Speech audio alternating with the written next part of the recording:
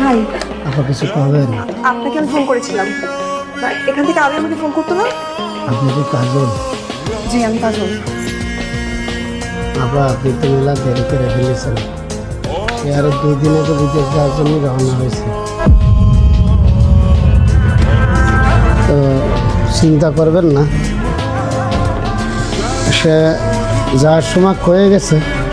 বিদেশ যাই আমার নাম্বারে ফোন দিয়ে তার নাম্বারটা আমার দিয়ে দেবেন, আর এই নাম্বারটা আপনারা দিতে কইছে আবার। আর একটা মানুষ বিদেশ গেলে তো মিনিমাম 5 বছরের আগে